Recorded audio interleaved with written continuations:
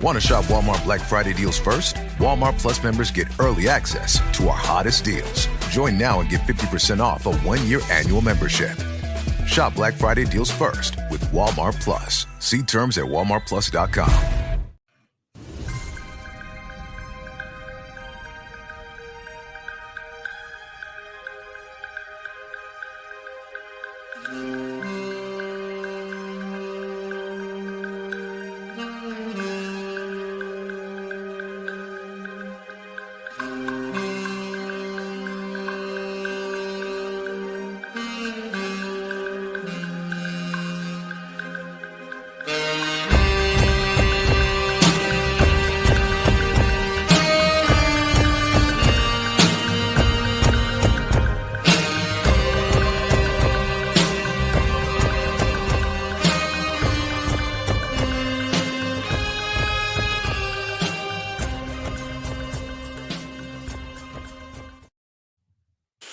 Hello, Mavs fans, friends. Welcome to Pod Maverick After Dark. I am Kirk Henderson and joined, as always, by fellow editor over at MavsMoneyball.com, Josh Bowe. Josh, how you doing? I'm doing pretty good. How are you doing? I'm good. That was we're joining you here. It's about 9:30 on Wednesday night, the night before Thanksgiving. It's November 27th.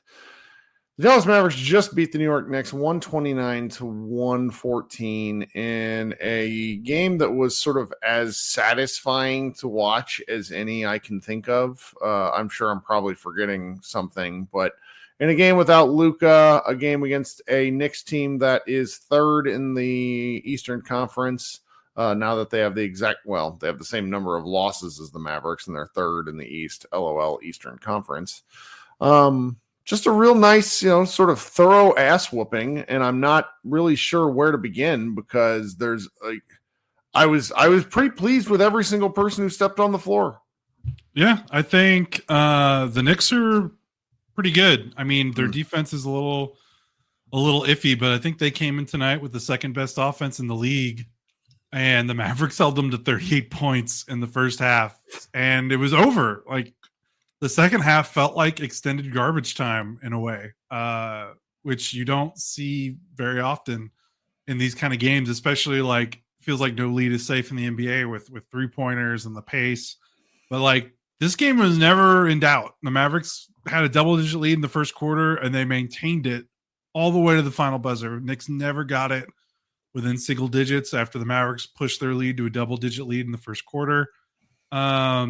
So yeah, it was impressive, and then no Luka, but no Klay Thompson, no Daniel Gafford. That's two starters, one of which is your best player, and then your quasi starter, basically 6-man in Gafford. Mm-hmm. They kill. This is a game where if the Mavericks would have lost by 5, we would have been wow, undermanned Mavericks performance, right? Yeah. And instead they dominated an Eastern Conference contender. It's between either this or I think that Nuggets win for most impressive win of the season so far for different reasons. Mm-hmm. In terms of their blowout wins, it's not even comparable. Their other blowout wins were against New Orleans, who's a mash unit right now, and the Spurs and Orlando and Chicago. They thumped a really good team that's a playoff team. Yep. I know it's the East, but they haven't beaten a team this good by this many points yet this season, which isn't an indictment. You don't normally blow out the good teams. So this was really one of the most impressive wins. Yeah, and I think you said something that's pretty important there, in that they got up to a double-digit lead in the first quarter, and it never became a single-digit lead. Yep. You listen to these NBA podcasts, and I listened to a real long one today. It was the Hoop Collective one that has Tim Bontemps and Brian Windhorst and McMahon are kind of the usual group, and they did a real long show where they brought in people. It was a 3-hour show where they just kind of talked to their friends about basketball. It's really nice. One of the things that Bontemps said at one point that it's true, I've heard it before, but it's always worth hearing again, is that in the modern NBA, a 20-point lead can go away like that. Right. And why? And that's because of the sheer volume of 3-point shots that teams are taking. And at one point, and I want to say it was in the third quarter, the Knicks made 3 straight threes to bring the lead down to like maybe 14, something like that. And Kidd was pretty quick on the timeout trigger this game, like arguably the quickest that I can remember. He put the kibosh on a lot of these Knicks runs by calling something really quickly. And I thought that was really cool. And I just want to sort of reemphasize how impressive it is that they kept the lead at double digits for probably 35 minutes, if not closer to 40 minutes of the game. Yeah. That's really amazing. Quite simply. Very impressive. And the way they did it, this was probably their most balanced game of the season. 6 players in double figures. Again, I've had at least 5 players in double figures for like 4 straight games, maybe 5 straight games. I need to take a look at that again. I know it was on the broadcast, but I can't remember it off the top of my head. I'm sure someone in chat will post it while we're talking, but that's impressive. And tonight was like, because they haven't been a good 3-point shooting team this season. Oh, it'd been like there was somebody pointed out to me just from like the corners how bad they've been, and it's not like they take a lot, in this game, but there was a regression to the mean, a positive regression, whatever you want to call it, game coming for some of these guys. And it's like I've been looking at the box score. The Mavs shot 57% from the floor. One guy shot under 50%, and that was Jaden Hardy. I guess Kyrie did too, but everybody else shot over 50%. And then you look at the 3-point shooting, that shouldn't strike you. They only shot 33 3-point shots, which, in the modern NBA shooting, that ends up being 33 of 85. It's a shade, it's over 33%, but there's some teams where their shot diet is 50% of their field goals or 3-point shots. And the Mavericks I don't think they're going to be that team. Like they don't need to. They don't need to. Right. Because they get to the rim a lot. And some of the guys in this team are masterful from the mid range. We'll get to that, I think, at some point, but I just really satisfying in that regard that the shots were falling.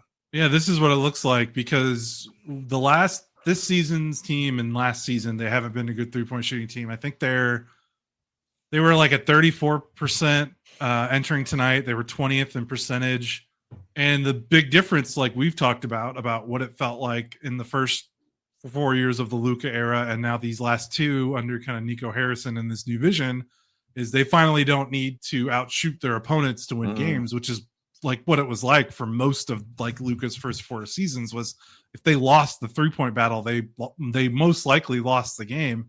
And now they've built a roster over the last 18 to 24 months that's the complete opposite, where they don't need 3-pointers to win because they've got defense and they've got paint points. Well, tonight is what happens when you got that team that can win with defense and paint points and makes all their threes.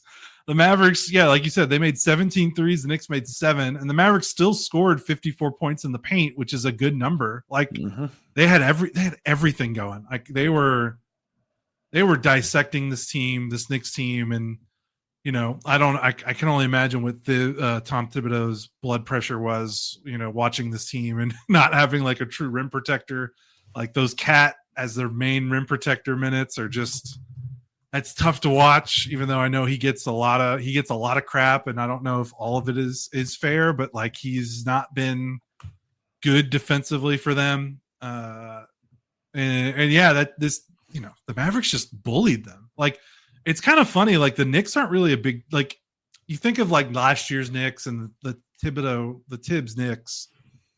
I always think of them as like big and physical, because that's what you think of Thibodeau teams. A lot of the guys play bigger than they are. Right, but they're not that big. Right. So the Mavericks were bigger than them. When you run into actual size paired with the bully ball mentality, it stops mattering.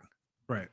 Like PJ, Najee, I mean, even Grimes, Lively, Kleba coming off the bench. Like the Knicks don't really have a backup big man at all right now. So that definitely helps Dallas for sure. Well, and Karl Anthony Towns is just the biggest sissy. He attacks with his left hand, and he is so skilled. So I want to make something really clear here. I think if he played with more force, he would be a better basketball player, but he is a finesse player at heart, just who he is. I've seen too much of him to think he can be anything other than a finesse guy. He has PJ on him. He has to outweigh PJ by 35 pounds. He just has to. He's got 4 inches on PJ, if not more, and PJ whips his ass. He got the ball at the top of the key numerous times, attacking PJ to the left. And once he got the shoulder dip past him, you would expect a guy with more weight, more size, more height to be able to go up and finish at the rim. And instead, PJ stays connected to his hip, and Towns just faded every single time going to the left. And it wasn't like I don't mean like a Dirk Nowitzki fade, but I mean enough soft of a push to where he wasn't able to finish. It's really amazing watching him play. And I want to give a lot of the credit to PJ here. Don't get me wrong. He's been awesome. PJ, like to the point where, and let's just immediately talk about PJ. Let's just pivot to PJ. 4th straight game with the double-double for PJ Washington, the longest streak of his professional career with the double-double. I am going to start asking the question. It's game 19.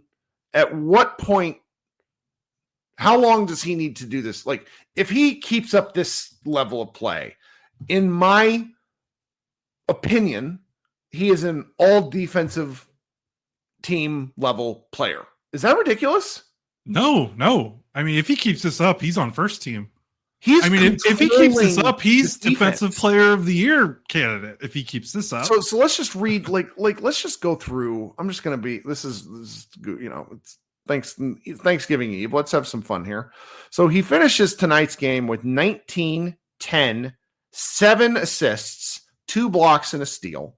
He played against the Hawks with 11, 10, 4 assists, 3 blocks, and a steal. He played against Miami, 21 points, 10 boards, 3 assists, 2 steals. Against Denver, 22 points, 13 boards, 3 steals. Good gracious. He came back against the New Orleans game. The Mavericks beat the crap out of the Pelicans, and he only needed to play 25 minutes. He had 4.6 boards, 2 blocks, and a steal in 25 minutes. Against the Thunder, which was his first real game back. He did come back against San Antonio, but only played 19 minutes. Against Oklahoma City, he had 27-17 with 2 assists. He had 1 block, didn't have any steals. But this is nuts. Yeah. He's averaging a combined almost 3 steals and blocks per game. That's Hakeem Olajuwon shit. Yeah. Sean Marion level stuff. Yeah. And in addition to the steals and the blocks, he's making defensive plays routinely. His ability as that help side defender when the center steps up and he has to be the rim defender to rotate over when Lively or Gafford step out to meet a ball handler on a drive, or, they decide to be a little bit more aggressive in the pick and roll. His ability to be that backline defender when the center steps out is invaluable because it's a market difference since he's come back, since he missed the injury, because they lost those 4 games he was out. And since he's been back, they've won 1, 2, 3, 4. They've won 6 of 7 since he came back. They lost the previous 4 when he was out injured for all 4 of those games. He is making the case that he might be the 3rd or even 2nd most important player on the roster right now. And he's when you talk about, can he keep this up? I think what's crucial to talk about this, at least with the score defensively, I think he can, because he was this good defensively at times last season. I think that was a big reason why they went to the finals and why they had that second half run, because his defense was really good. So defensively, I'm not really worried about this holding up because he did it a lot last year. The scoring, this is his best scoring stretch since he's been in Dallas, and his shot has been so iffy. But if you look at it, he's not scoring because he's just getting hot from 3 all of a sudden. He's still shooting, okay from 3. OKC, he was 3 of 4, then 0 of 2 against New Orleans, 0 of 2 against Denver, 1 of 2 Miami, 1 of 3 Atlanta, 3 of 3 tonight against New York. That's not screaming he's just on fire. He's going to regress and he's going to cool off and his scoring is going to go down. He's been doing most of his scoring in the paint and at the rim. And that's what's one, that's encouraging for 2 reasons, because, it's just good to get him consistently scoring. And then it feels like that's more sustainable, the paint stuff. He's not relying on his streaky jumper right now. He is doing some consistent, reliable stuff. And I love what they're doing with him, where these other teams are all right, we're going to put our smallest defender on him to hide, hide our best offensive player so he doesn't have to guard someone difficult. and then PJ's just posting him up right away, or he's bully balling them to the rim. Like he's playing big boy ball right now, man. I mean, it is impressive all the way through. And he did it again tonight. I'm really delighted in his play. Okay, we're going to take a quick break here. Thank you so much for hanging out with us. I want to talk to you real quick about our show's sponsor. A few weeks ago, we were approached by a company called Body Spec. Body Spec is a company that provides what's called a DEXA scan. It's a full body composition scan to help you understand what's going on with your body. Whether you're a parent like Josh and I, somebody with a desk job who is a little concerned about how little movement they're getting, or an athlete, or somebody really thinking about getting back into shape, getting a DEXA scan is a great way to learn more about where you are on your fitness journey. If you could head to the show notes, and it's down there in the comments for the YouTube folks, and click the Body Spec link, you can see what I'm talking about. And guys, if you want to support our show, you can do so by going to this link, signing up, and getting one of these scans.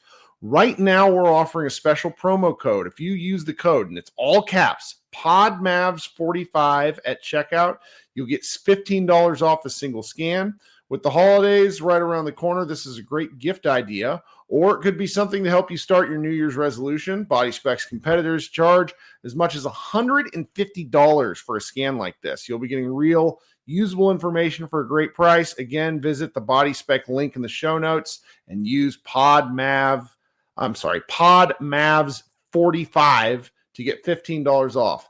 I've gotten one already. I think about it like once a day. It's got this little spot inside my head whenever I'm making a bad choice.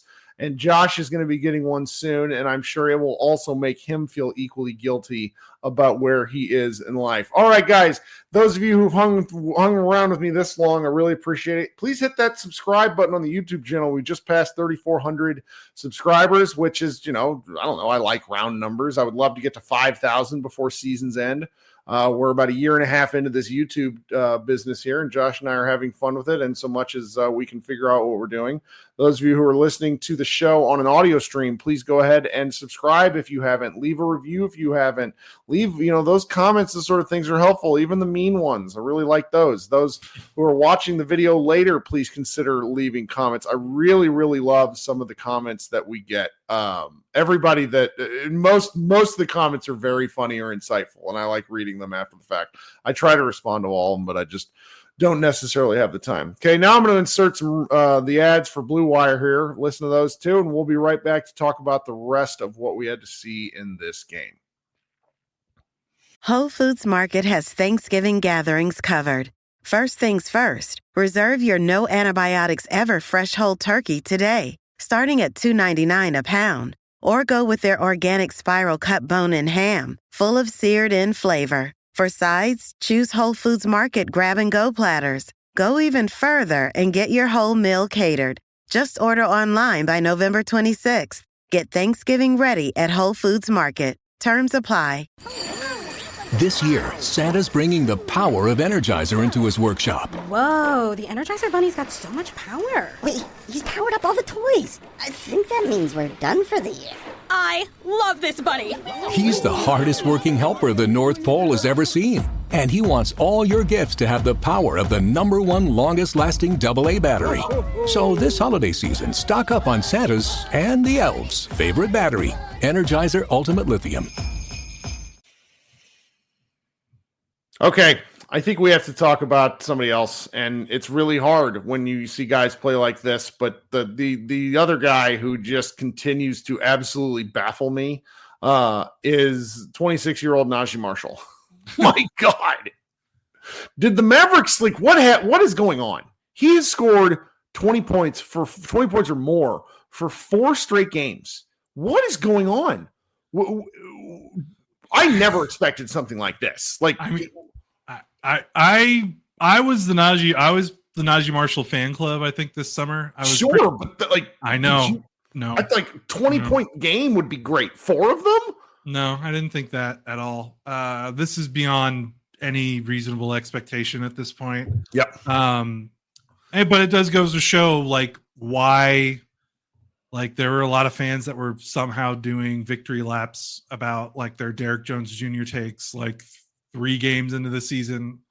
And it was just bizarre to me. One, it's a short season, but also like, I don't know why you want to be proven right so early into the season. But hey, I'm not gonna knock it there. But like, yeah, he's been awesome.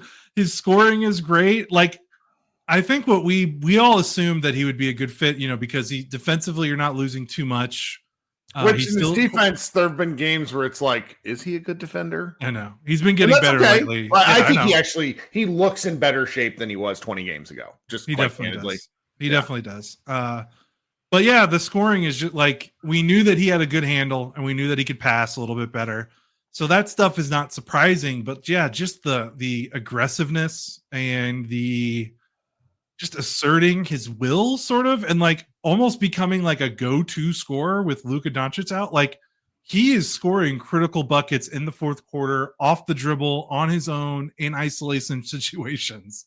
Like, that's not like, I just imagine he would just mostly be feeding off the space created by Luka and Kyrie and using that to dribble and get his way to the rim. I mean, sure, he's doing that too, but he's also doing that like without Kyrie or Luka on the floor. Yep. Like, he's just like, here, Najee, take the ball and get to the rim, score us a bucket because we're in a slump. We need you to bust us out of it, and he does, and it's crazy. In the last 4 games, I got to say this: 2, 4. He's made 10 3-pointers in the last 4 games. He made 4 3-pointers total in like the first 15. Yep. And him and Grimes are kind of a special pairing for me. I don't have any data in front of me, but I just like when the two of them are operating on offense together, because both of them are much more willing passers than I understood. And it's like you said, if Kyrie isn't even involved in the motions, they're still getting great looks together, and it's just really fun to watch. I can't, I think there's an argument to be made that you go look at Najee's minutes kind of over the year. It's like he's played about the same number of minutes just about every game. There's some where it's spiked, and you can see that, it was earlier in November, but it's like he was playing, he's averaging 24 minutes on the year, but there are plenty of games where he's playing like 15 to 20 in the early part of the year. And he's just making an argument for more time. And this sort of problem is the exact thing that we had hoped for in the preseason, where he's saying, and Kitts talked about this. He's like, Luka, he said this apparently to the sideline reporter that, the person who he expects most to benefit from Luka's absence is Luka Doncic, in that hopefully watching these guys play, he will have a better understanding of how to utilize them and I want to circle back more to Luka, but and we'll do that kind of to close the podcast. But just watching the way Grimes attacks, Dallas just hasn't had a guy like this. Somebody in the chat said he like reminds him of peak Josh Howard. And I'll tell you what, guys, Josh Howard shot a shit ton of 15-footers that never went in. That never went in. He reminds me of like first and second year Josh Howard, who was a bucket getter from like 6 to 8 feet and was doing a lot of the difficult, dirty work. I love watching him play basketball. What do you think Najee Marshall is shooting on in the paint, non-restricted area shots this season? So what's the distance there? Give me an idea, like kind of like 4 to 10 feet. Yeah, so from the restricted area line to the free throw line. Yeah, it's about 4 to 10 feet. So like a Luka Doncic / Giannis Antetokounmpo, like 75%. Not that great, but it feels like everything he shoots goes down. It's 58.2%, which is still really good. Oh, yeah. Those are shots defenses give. Like, yes. That's the league average is 42%. He's in 58% in that range. He was 4 or 6 tonight, so that number is actually going to go up a smidge because I don't have the numbers included for tonight for the season. But yeah, he's shooting 58% in the paint, non-restricted area, 71% at the rim, restricted area, which is also like a really good number. He's 100% for mid range, but he's only taken 4, which is kind of funny. But yeah, he's just like, that's why you acquire, like, That is where the NBA is going. As we saw, you look at what Boston did in the finals and what they're still doing now. And when you're like, okay, well, what are the Mavericks? Because the Mavericks were really good. They made the finals. It's like, well, what do we do? Because this team was really good. We made the finals and we ran into a historically great team. Like, how do you improve enough on the margins to match a historically great team when you already feel like you have as good a team as the Mavericks did last year? And it's just keep weaning yourself off of spot up players that are spot up reliant and that can do a little bit more with the ball in their hands. Because Boston shoots a ton of threes, and I get it, but also most five or their top six guys can't just shoot threes, but can also take guys off the dribble and make a move, whether that's a scoring play or a passing play, like Drew Holiday, Derek White, Jaylen Brown, Jason Tatum. I mean, Kristaps Porzingis can score in the paint and in the post. Like, they do shoot a lot of threes, but what makes them so deadly is that they don't just have a bunch of spot up guys that you can run off the line, and then you're like, oh shit, what next? Like, all of those guys have a plan B if you run them off the line, which not a lot of NBA teams have. It's like you either have a lot of guys that can't shoot but can score at the rim, or you have a bunch of guys that can shoot threes, but then you pressure them at the 3-point line and the offense craters a little bit. And that's why the Celtics are so dominant, because they have guys that can do. They have like 5 guys that can do both. I mean, the Mavericks are starting to get to that point where they're looking like they have 5 guys that could do both if Najee's hitting his threes. Like, it's just maybe not Celtics level just yet. Obviously I don't want to, speak hyperbole. The team is still 11-8. We haven't even gotten to Christmas Day yet, but like, I mean, you're seeing the vision of this roster right now. Like, this is exactly what they intended, and it's why they look so great right now. It's pretty funny. We're roughly 25 minutes into the podcast, and we've yet to bring up the stalwarts, Kyrie Irving. He had 23 points, 7 rebounds, 6 assists, only 1 turnover, which, considering how much he handled the ball, is pretty remarkable. The only thing you could say about his night that would be detrimental is he was really wanting some 3-point shots to go down that just wouldn't. And he finally got one to go down at a pretty key moment when the Knicks were making a run. It was either late in the third or early in the fourth. And again, it's hard to talk about him without repeating yourself. I mean, he shot no free throws tonight, which was some bullshit. But also was just an assassin on shots that did go down, where watching him play has got to be so disheartening if you're an opposing team, because it's just like he'll miss an easy shot, and then he'll come down and hit just a stop and pop pull-ups, 17-footer with a guy draped on him, where it's just like, you can't do anything about that.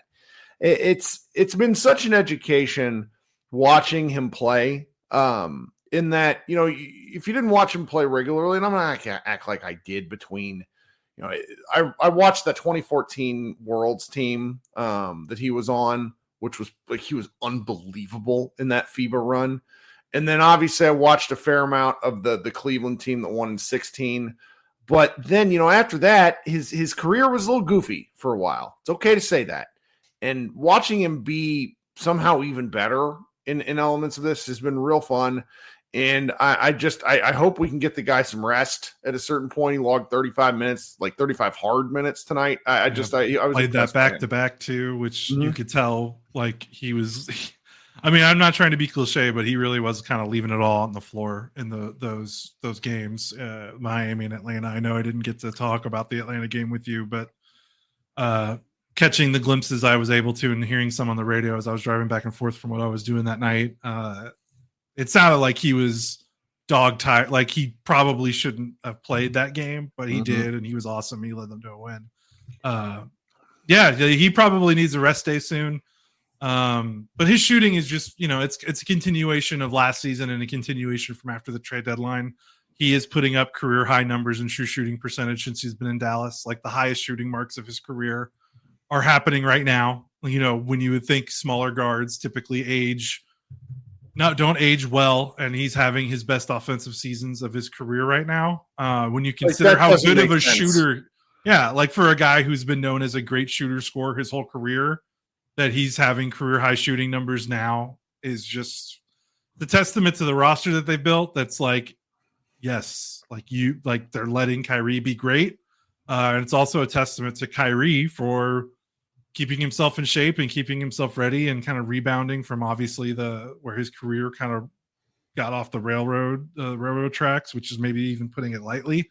Because when he was traded here, we were both like, we could see this working, why this would work, but also like this has to work or the team is doomed. And not only has it worked, it's been incredible. It's been better than I think even the most optimistic of people. Again, it's kind of like the Najee thing. Like, I think even the most optimistic people at the time of the Kyrie trade probably wouldn't have said he's going to put up his best shooting numbers ever. Yeah, I mean maybe because you put the Luka effect, which is helping a lot. But yeah, it's been A+ all the way around, and he was good again tonight. I mentioned PJ, question about the all defensive team element. I think Kyrie is going to make an all-star team again. And he came into the Mavericks right before the trade deadline, and he and Luka were both Mavericks on the all-star team, but he kind of had that Brooklyn Nets bump. I wouldn't be shocked if he makes it again this year. I really wouldn't. No. And I mean it in a way to where it's like with the state, because there's both fan vote, media vote, and player vote, and Kyrie's just got to be making, he already has his peers in a certain level of awe, and it's just he's kept him and PJ have kept the Mavericks afloat for these first 19 games. It's really something. Kirk, I don't even know if All-Star, I agree with you. I don't know how, but I think that's almost starting to become maybe a lock for him. The thing that I think the tastier question is he going to make an All-NBA team at this rate? Because I'm looking, interesting question. I'm looking at his numbers, and he's made All-NBA team 3 times. The first time in Cleveland, and he's dwarfing the numbers from that season. But obviously, it was a different league back in 2015. He made it his second season in Boston, and he's doing better. Numbers are better there, scoring higher, his shooting percentage is significantly higher. And then the last time he made it was his second season in Brooklyn. He's not scoring as much. He was about 27 a game in that season.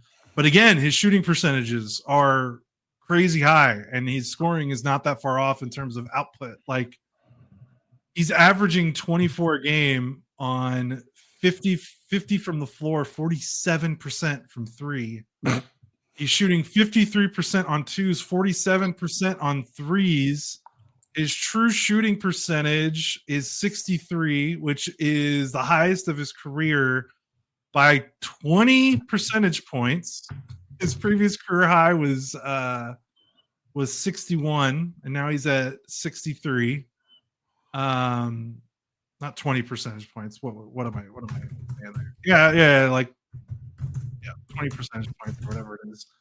I can't do math, but it's high. It's well above a career high. Now, obviously, it's early. His injury history. Is he going to play? No, is he going to play 65 games to qualify? That's. I mean, he's on pace. I know he is. But last year he was on pace too, and then he, freaking, Dwight Powell landed on his legs, like not even his fault. That was last year. I know, right? That wasn't even his fault. So I don't know. It's going to be harder because now that there's no positions, it makes it significantly harder now because, used to be you had to have 2 guards on each team, and now you can have 1 guard on each team, or you can have no guards on the team, really, if so. There's a lot of good guards in the NBA, but if the Mavericks can finish, again, this goes back to what we're saying. They can get into the top 4, maybe even top 3, and they've still got a lot of work to do because the Western Conference is once again the most ridiculous conference in the NBA. You're gonna have to look at him for this. If he can finish the season how he's shooting right now, and he can play 65 games, they can win 52, 53, 54 games. Like, I don't think all NBA third team or even second team is crazy. Well, and again, it's pretty ridiculous. And Josh and I know this. We hate MVP talk, but it just I want to put those sort of thoughts out there for frankly, for narrative reasons, because the narrative has to matter. And if the Mavericks are going to keep kind of be bopping along, and hopefully they'll make a run in the next month where they actually win, let's just say 8 out of 10 games. I mean, they've won 4 out of their last 5, so I suppose you could say the run's already started.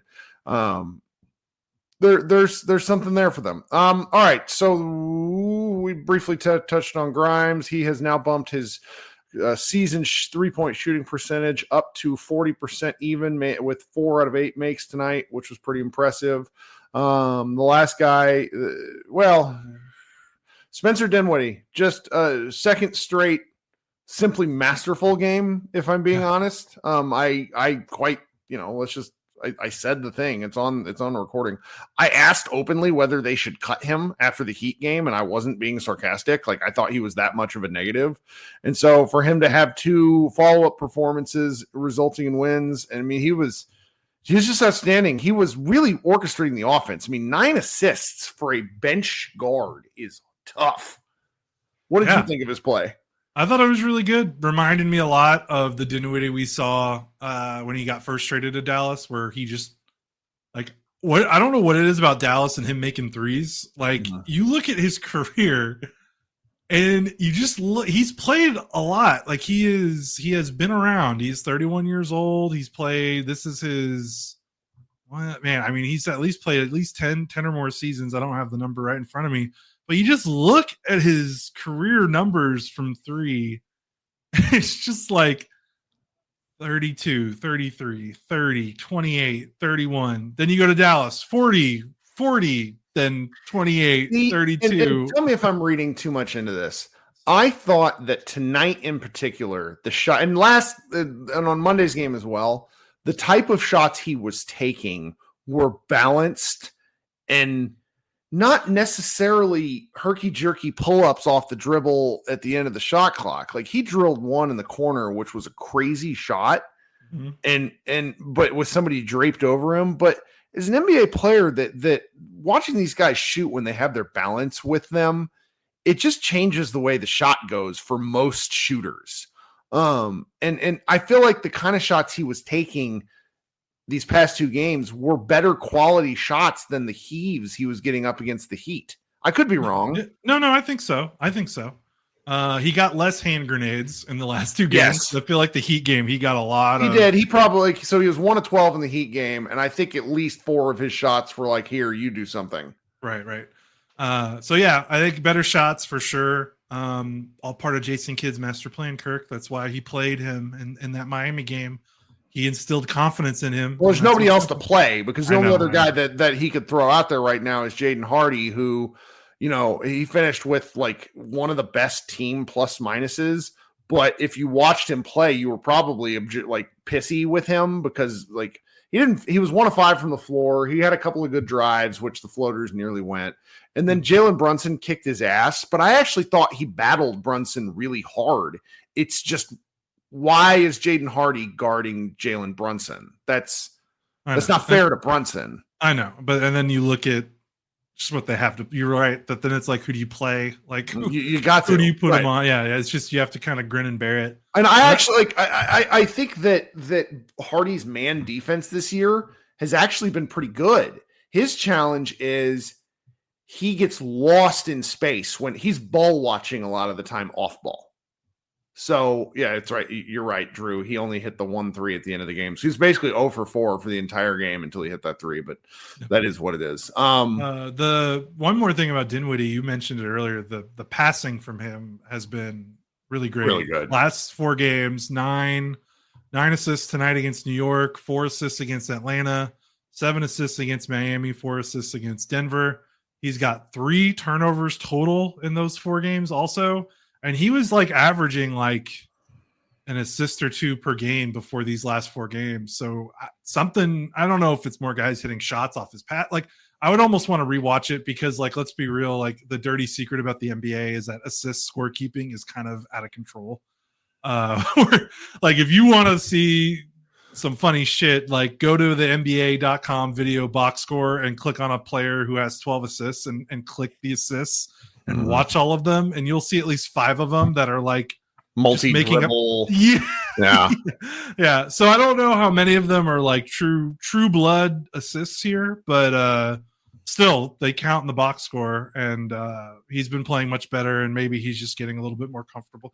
Like, I think we're just seeing too, like, they didn't have a real preseason because Luka was hurt in the preseason, and they don't take the preseason seriously. None of these teams do. Yeah. So, like, I think you're just seeing the results of, like, they had way more roster turnover this season than I think we maybe should have emphasized.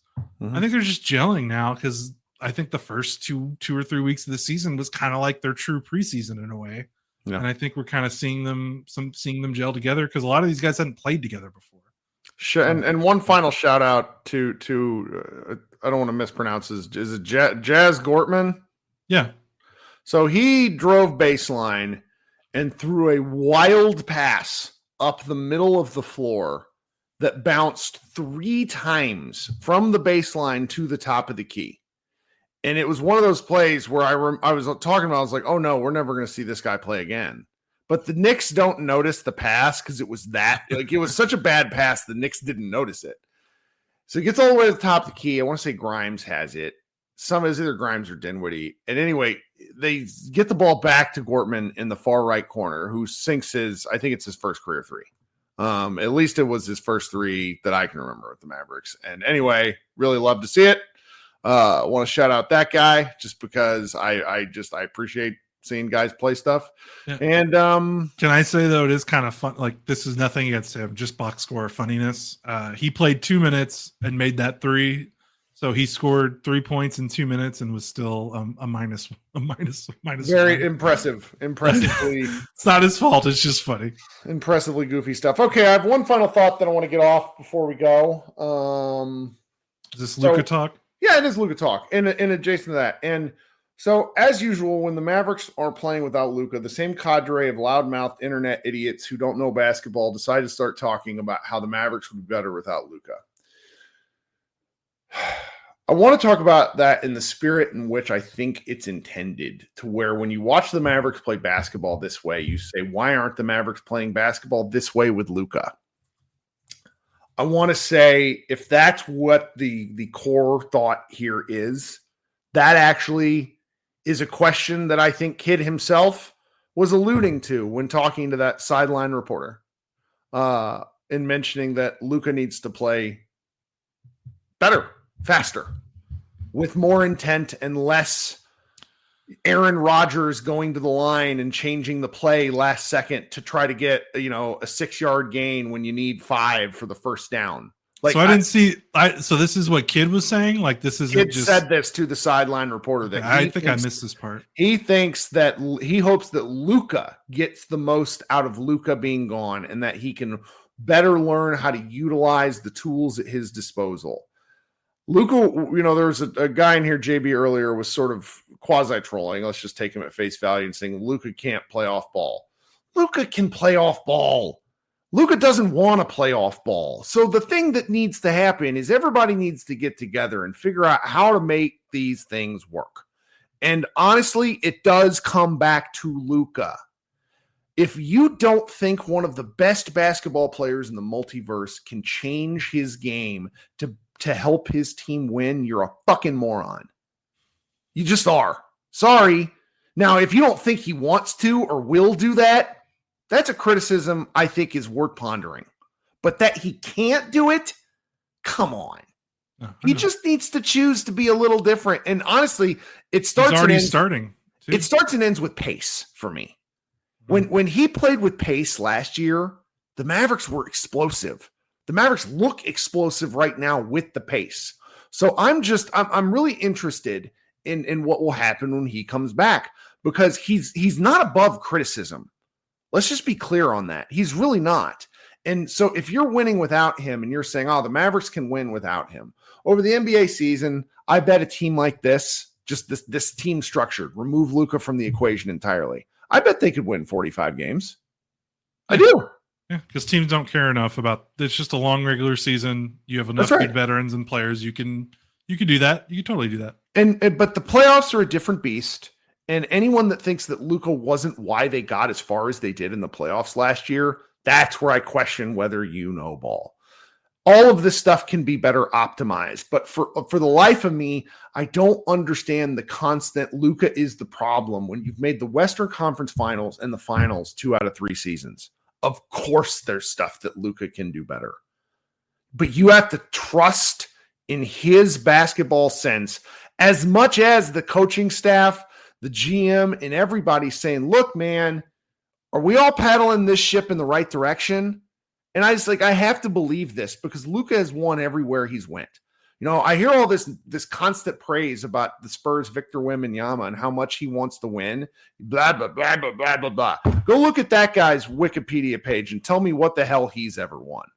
Luka Doncic has been a winner everywhere he's gone since he was 13 years old. Doubting Luka is idiotic. So let's give the guy a little bit of grace, let him get back on the court and figure this out. The fact that the Mavericks are winning is a good thing. Okay.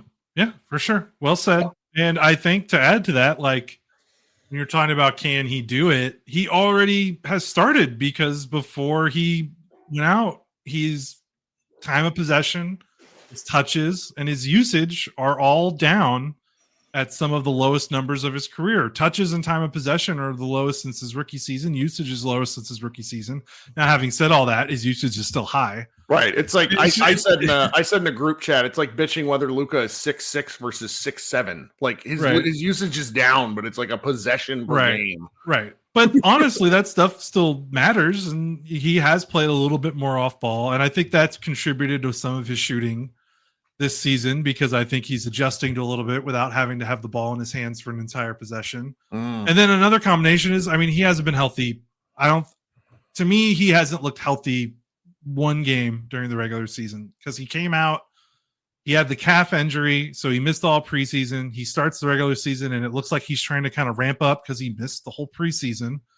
And then he started picking up the knee injury and a groin injury. Like, I don't feel like we've seen him at full health yet. So that's kind of why, I know it's not good for him to have a wrist injury, but we were talking about before he went out with this wrist injury. We're like, can they just sit him for a week or two so that he can get his legs right? Because he's not going to get, there's a difference. People like to say he likes to play himself into shape, and sure, that makes sense. I don't think you play yourself out of injury though. That's different. It's different. Like the only thing that helps injuries is time off. Like you need time off. So I don't know if it's a blessing that he hurt his wrist and that's keeping him out, but I think hopefully he's taking advantage of that and getting his legs under him. And I think that'll help a lot when he comes back. Like I want to see Luka fully healthy and operating within this role where he's using the ball less, because we didn't see good efficiency when he was on the floor with it because, again, learning new role, he's touching the ball less, doesn't get into a rhythm. And I just don't think he's helped. Like, I want to evaluate this from a fair place, because I don't think you can look at the games he's played so far and be like, yeah, that's totally it. That's what he's going to look like, because he's been too hurt for anyone to really say that. So I'm looking forward to him coming back, and hopefully he comes back when he needs to come back, and it's not rushing back, because if you look at the schedule till Christmas, he's got plenty of time left to come back. They've got the time, because the schedule is getting very easy for them for the next 2 or 3 weeks. Last thought before we go, shout out to the announce crew tonight. Mavs announcer Mark Followell stepped in for Mike Breen. We don't know what happened to Mr. Breen. Hope everything's well with him. But he was paired with, what was the woman's name? White, new coach of the Indiana Fever.